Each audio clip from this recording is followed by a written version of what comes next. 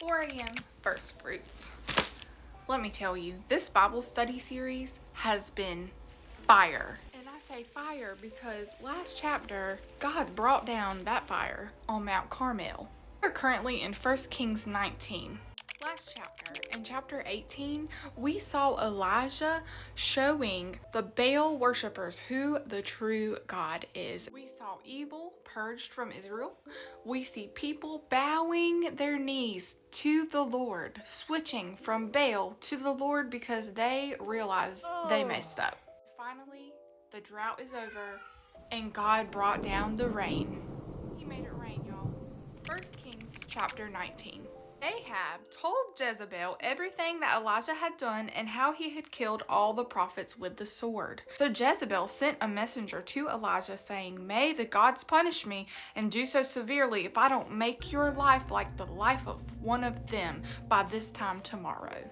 Then Elijah became afraid and immediately ran for his life.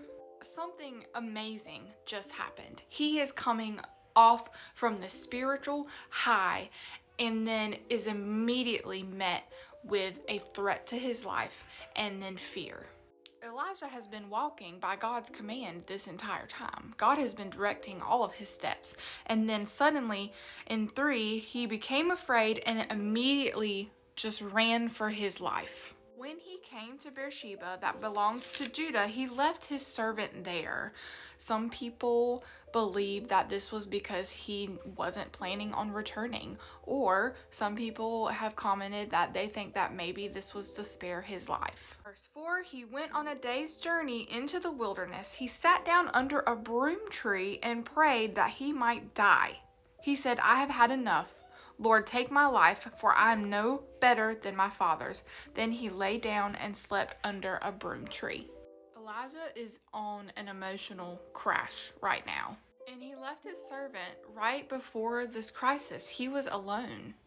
If you've ever been on a missions trip or done anything where you just have this spiritual high, you feel like you're on top of the world, and then you come back to reality and come back to the trials, it is very hard and discouraging. And not even just that, but there was a slaughter of priests. You can't tell me that does not affect someone emotionally. Suddenly, an angel touched him. The angel told him, "Get up and eat."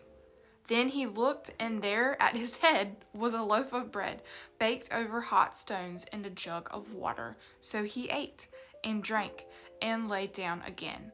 Then the angel of the Lord returned for a second time and touched him. He said, "Get up and eat, or the journey will be too much for you." So he got up, ate, and drank. Then, on the strength from that food, he walked 40 days and 40 nights to Horeb, the mountain of God. He entered a cave there and spent the night. Not only was this miraculous food from an angel, but it gave him so much strength. It had a miraculous sustainability to go on for that long walking and him to make that trip. That is beyond human ability. Suddenly, the word of the Lord came to him, and he said to him, "What are you doing here, Elijah?" His father did not rebuke him. His father did not tell him, "You're being weak." He looked at him and said, "What are you doing here?"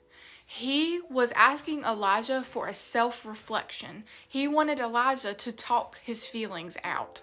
Verse 10, he replied, "I have been very zealous for the Lord God of armies, but the Israelites have abandoned your covenant, torn down your altars, and killed your prophets with the sword. I alone am left, and they are looking for me to take my life." Elijah knows that there's prophets hidden in caves, but for some reason, he is only focused on the fact that he feels alone and he feels like he's the last one left. In verse 11, then he said, "Go out and stand on the mountain in the Lord's presence." At that moment, the Lord passed by. A great and mighty wind was tearing at the mountains and was shattering cliffs before the Lord, but the Lord was not in the wind. After the wind, there was an earthquake, but the Lord was not in the earthquake. After the earthquake, there was a fire, but the Lord was not in the fire. And after the fire, there was a voice, a soft whisper. When Elijah heard it, he wrapped his face in his mantle and his cloak and went out and stood at the entrance of the cave. Suddenly a voice came to him, "What are you doing here, Elijah?" Elijah repeated the lies in his mind, the things that were not true, out loud again. And then the Lord immediately told him what his next step was, what his next purpose was. It was a refreshed mindset. Elijah left there and found Elisha, son of Shaphat. As he was plowing, 12 teams of oxen were in front of him, and he was with the 12th team. Elijah walked by him and threw his cloak over him, his mantle over him. Elijah left the oxen, ran to follow Elijah, and said, "Please let me kiss my father and mother, then I will follow you." Elijah was discouraged. These were the steps that God took to refresh him. Food, amazing, miraculous food that helped him have energy to walk for 40 days and 40 nights. Rest. God talked to Elijah and allowed him to self-reflect. He was encouraged by God. The revelation of who God was is what refreshed and encouraged him. God is not just in the spectacular. He's in the quiet, still moments as well. And he's working behind the scenes, even when we don't feel like it, or even when our minds tell us he's not. And then God provided companionship for Elijah and sent him back on mission, on a new purpose, ready to fulfill the next thing that God has for him. This chapter shows us human weakness. Elijah doing all that he just did on expert mode, might I add, and he still had some emotional burnout. God was compassionate and provided and loved on Elijah. He didn't come down and rebuke him and condemn him. And God's self-revelation to Elijah, revealing more of himself so Elijah just understood God more, was a still small voice. It wasn't this flashy stuff. It wasn't the purging of the evil that he had witnessed.